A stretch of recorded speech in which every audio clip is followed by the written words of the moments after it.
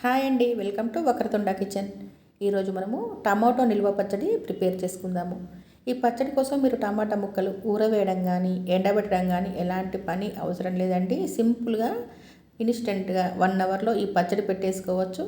చాలా రుచిగా ఉంటుందండి.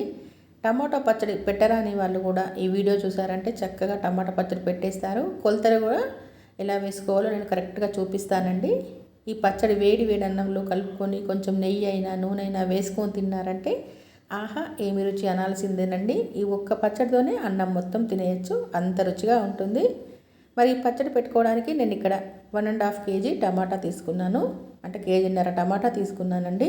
టమాటాలు కూడాను మరీ మెత్తగా ఉన్నవి కాకుండా ఇలా ఎర్రగా పండినవి కొంచెం గట్టిగా ఉన్నవి తీసుకుంటే పచ్చడి బాగుంటుంది.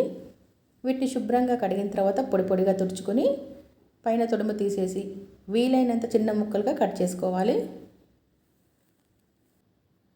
చూడండి, నేను ఈ విధంగా చిన్న చిన్న ముక్కలుగా కట్ చేసి తీసుకున్నాను. ఎంత చిన్న ముక్కలుగా కట్ చేసుకుంటే మీకు పచ్చడి అనేది అంత త్వరగా తయారవుతుందండి.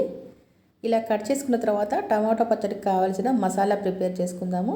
దీనికోసం మిక్సీ జార్లో 2 స్పూన్ల పచ్చి ఆవాలు వేసుకొని మెత్తగా పౌడర్ చేసుకొని పెట్టుకోవాలి.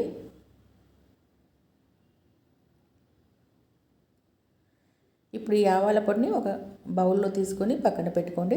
తర్వాత ఇదే మిక్సీ జార్లో ఒక 50 గ్రాముల వెల్లుల్లి రెబ్బలు వేసుకొని కచ్చా పచ్చాగా మిక్సీ పట్టుకొని పెట్టుకోవాలి. మీరు కావాలంటే సగం కచ్చా పచ్చగా చేసుకోవచ్చు, సగం పాయలుగా కూడా వేసుకోవచ్చు అండి. కొంతమందికి పాయలుగా పచ్చల్లో పుల్ల పుల్లగా ఇష్టపడుతూ ఉంటారు కదా, అలాంటి వాళ్ళు సగం అలా సగం ఇలా కూడా చేసుకోవచ్చు. చూడండి, వెల్లుల్లి పేస్టు ఆవాల పౌడర్ తయారైపోయింది కదా, ఇవి పక్కన పెట్టేసుకొని ఒక 100 గ్రాముల చింతపండును నార కానీ గింజలు కానీ ఏమీ లేకుండా శుభ్రపరచుకొని పెట్టుకోవాలి. ముందుగా ఇవన్నీ ప్రిపేర్ చేసుకొని పక్కన పెట్టుకోవాలి. తర్వాత ఇలా వెడల్పుగా కొంచెం మందంగా ఉన్న మూకుడైన గిన్నె అయినా స్టవ్ పై పెట్టుకొని ఒక 1/2 కేజీ పల్లి గింజల నూనె వేసుకోవాలి. ఎప్పుడైనా పచ్చళ్ళకు పల్లి గింజల నూనె వేసుకోవాలండి, రుచిగా ఉంటాయి. ఈ నూనె వేడైన తర్వాత ఆవాలు, జీలకర్ర, పసుపు వేసుకోవాలి. మనం టమాటా కూర ఎలా చేసుకుంటామో ఈ పచ్చడి కూడా అలాగే చేసుకోవచ్చు అండి, చాలా సింపుల్గా చేసేసుకోవచ్చు. తర్వాత కొంచెం ఇంగువ వేసుకోవాలి. మీరు కావాలంటే ఇందులో కరివేపాకు, ఎండు మిరపకాయలు, మినపప్పు కూడా వేసుకోవచ్చు అండి. తర్వాత ఈ కట్ చేసి పెట్టుకున్న టమాటా ముక్కలు వేసుకోవాలి.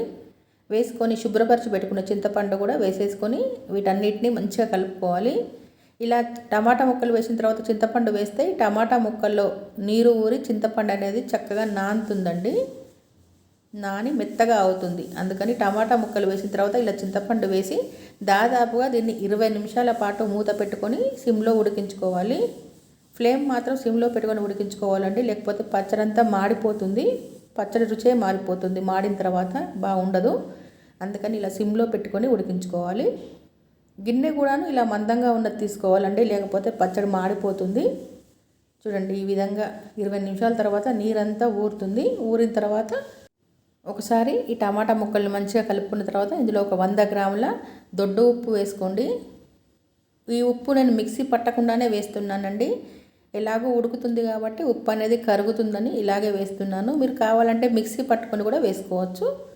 ఇలా వేసిన తర్వాత ఉప్పు అంతా ఒకసారి మళ్ళీ కలుపుకొని మళ్ళీ 20 నిమిషాల వరకు స్టవ్ సిమ్లోనే పెట్టుకొని పచ్చడిని ఉడకనివ్వాలి. చూడండి, ఈ విధంగా దగ్గరకు వస్తుంది 20 నిమిషాల తర్వాత. ఇప్పుడు దీన్ని ఒకసారి మంచిగా ఇలా గంటతో ఎనుపుకున్న తర్వాత మనం ప్రిపేర్ చేసి పెట్టుకున్న ఆవపిండి, వెల్లుల్లి పేస్ట్ వేసుకొని కలుపుకున్న తర్వాత మళ్ళీ ఒక 1/2 గంట వరకు మూత పెట్టుకొని ఉడికించుకోవాలండి. మధ్య మధ్యలో కలుపుతూ చూసుకోండి, లేకపోతే పచ్చడి అనేది మాడిపోతుంది. చూడండి, ఇలా గంటతో ఇలా పేస్ట్లా అనుకుంటూ కలుపుకుంటూ ఉండాలి. చూడండి, మళ్ళీ 15 నిమిషాల తర్వాత ఈ విధంగా పచ్చడి అంతా దగ్గరికి వస్తుంది. చూసారా, నూనె అంతా బయటకు వచ్చింది, అంటే పచ్చడి పూర్తిగా ఉడికిపోయినట్టే.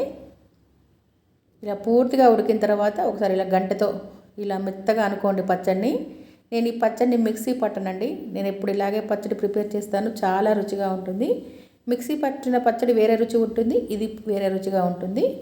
ఇప్పుడు స్టవ్ ఆఫ్ చేసేసుకొని ఇందులో 100 గ్రాముల కారం వేసుకోండి. ఇది పచ్చడి కారం అండి, అందుకే 100 గ్రాములు వేస్తున్నాను. మీరు తినే కారాన్ని బట్టి వేసుకోండి.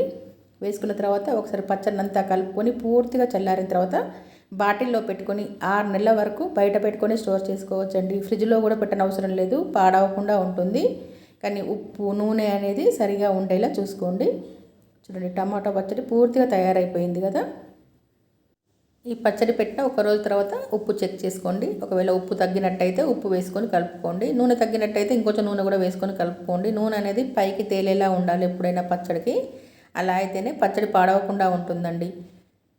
ఈ పచ్చడి పెట్టుకున్న తర్వాత వెంటనే అన్నంలో వేసుకొని కలుపుకొని తినేయచ్చు. ఇలా అన్నంలో కలుపుకొని తింటేనే మీకు ఉప్పు ఎలా ఉందనేది తెలుస్తుంది.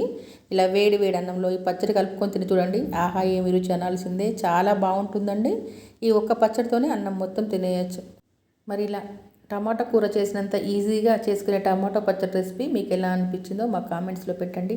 నచ్చితే లైక్ చేసి మా వక్రతుండ కిచెన్ యూట్యూబ్ ఛానల్ని సబ్స్క్రైబ్ చేసుకొని మాకు సపోర్ట్ చేయండి. Thank you for watching.